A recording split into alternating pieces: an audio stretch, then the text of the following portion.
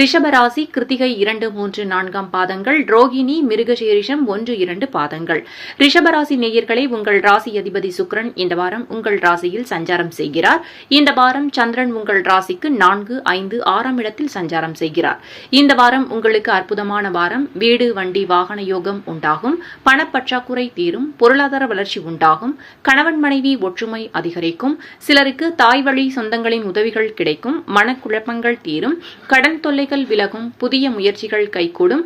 குழந்தைகளால் மகிழ்ச்சி உண்டாகும். நீண்ட நாள் நினைத்த காரியம் ஒன்று சுபமாக முடியும். தொழிலில் நல்ல முன்னேற்றம் உண்டாகும். திருமண தடை நீங்கும். வெளியூர் பயணம் வெற்றியாகும். வார இறுதியில் யாருக்கும் கடன் கொடுக்க வேண்டாம். சிலருக்கு வேலை மாற்றம் ஏற்படும். பரிகாரங்கள். இந்த வாரம் உங்களுக்கு அதிர்ஷ்டமான நிறம் கருப்பு. உங்களுக்கு அதிர்ஷ்டமான கிழமை புதன். நினைத்த காரியம் நடக்க சொல்ல வேண்டிய மந்திரம் ஓம் விஸ்வாமித்ர பிரம்ம ரிஷியே நமக. மிதுன ராசி மிருகசீரிஷம் 3, 4 பாதங்கள், திருவாதிரை, புனர்பூசம் 1, 2, 3 பாதங்கள்.